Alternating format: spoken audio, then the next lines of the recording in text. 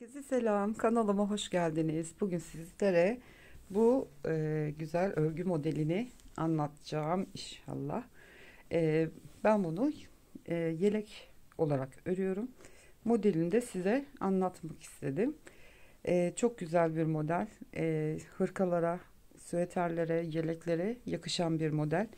Gördüğünüz gibi altına lastik uygulaması yapmadım. Çünkü gerekmiyor.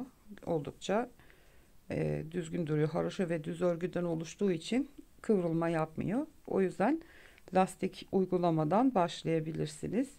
Gerek yok lastik örmeye. E, Oldukça yapımı kolay, basit bir örgü modeli. Bunu göstermek istedim sizlere. Ben bunu dediğim gibi yelek olarak başladım. Az kaldı koltuk altına geleceğim. Oldukça hızlı ilerliyor ve zevkli bir model. Yeni başlayan arkadaşlarımız bile rahatlıkla örebilir. Çok kolay çünkü. Modelimiz 6 ve altının katlarından oluşuyor. En sonda artı 5 ilmek daha ilave ederek istediğiniz ölçüde örgünüze başlayabilirsiniz. Ben şimdi sizlere farklı bir renk iple göstereceğim. Ben şöyle 23 tane ilmeğimi attım şişime. Benim ilmek atmama göre ilmeklerim arka yüzde kalıyor. Tersi oluyor örgünün. O yüzden bir sıra hemen ters örgü olarak örgümü öreceğim. Düz yüzüne gelebilmek için. Ondan sonra modelin anlatımına geçeceğiz. Arka yüzden bir sıra ters ördüm. Örgümün ön yüzüne geldim. Şimdi birlikte modeli kuralım. İlk ilmeği örmeden alıyorum ve 3 tane düz ilmek örüyoruz. Bu bir tane ilmek kenar ilmeğimiz. 3 tane düzü ördükten sonra 3 tane ters örüyoruz. Tekrar 3 tane düz, 3 tane ters, 3 tane düz. İlk sıramız böyle.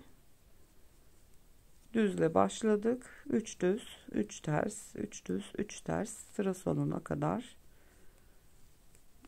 bu şekilde örüyoruz. 3 tane düzümü ördüm. En sondaki yine kenar ilmeğim. Arka yüzüne dönüyorum. İlk ilmeği örmeden aldım ve arka sırada hiçbir şey yapmıyoruz. Hepsi ters ilmek olarak örülecek. Arka sıradan ördüm. Bütün ilmeklerimi ters olarak ve ön yüzündeyim tekrar. İlk ilmeği örmeden alıyorum. 3 tane düzümü örüyorum. İpi öne aldım. 3 tane ters örüyorum. Arkaya aldım ipimi. 3 tane düz örüyorum. Öne aldım. 3 tane ters.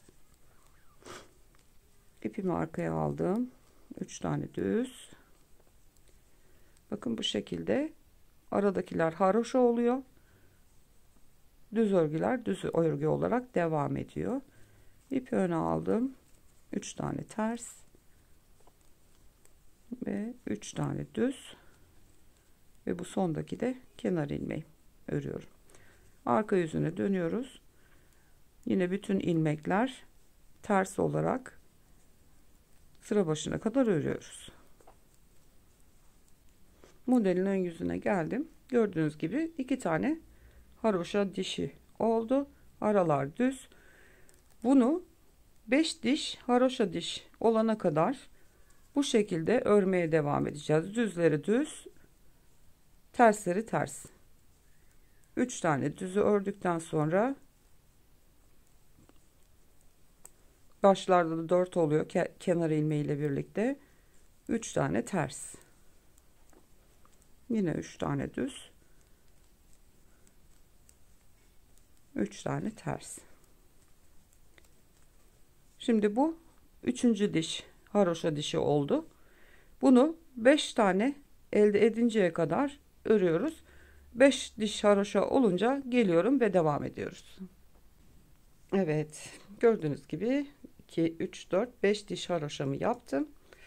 Arka yüzden de bir sıra ters ördüm, geldim ve ilk modeli bitirmiş olduk. Şimdi burada yapacağımız şey, ikinci modele geçmeden önce bir sıra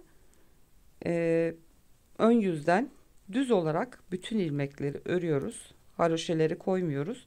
Bütün ilmeklerimizi düz örüyoruz.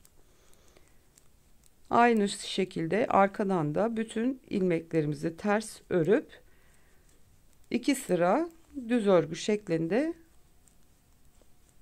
ikinci modeli kurmadan evvel bu şekilde düz örgü örüyoruz. Bir sıra ön yüzden ördüm. Şimdi bir sırada arka yüzden ters olarak öreceğim.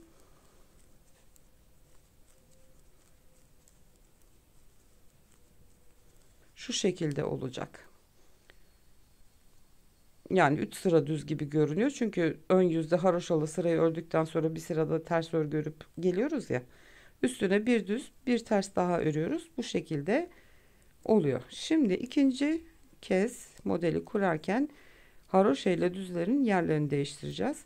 Şimdi düz örmüştük. Burada şimdi ilk önce 3 tane tersimi örüyorum. Kenar ilmeğinden sonra haroşeli olan kısmı düz örüyorum. 3 tane ilmeğimi düz olan yere haroşa örüyorum.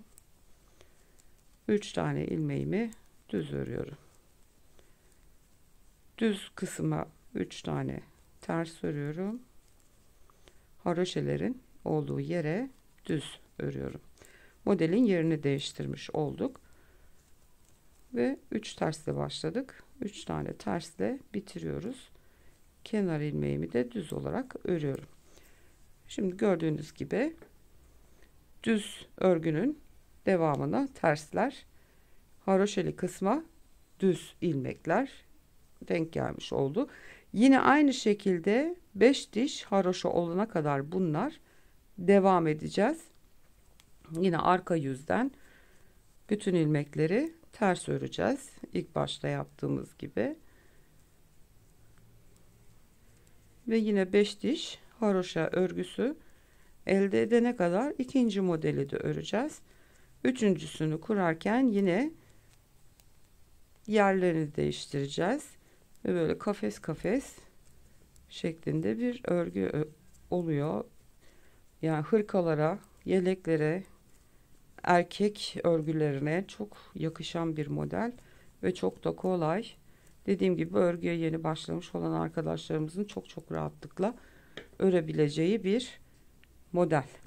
Şöyle göstereyim modelimizden. Şöyle bakın, biz şimdi şu ilk sırayı kurduk. İkincisine başladık. Burası da 5 diş haroşa olana kadar öreceğiz.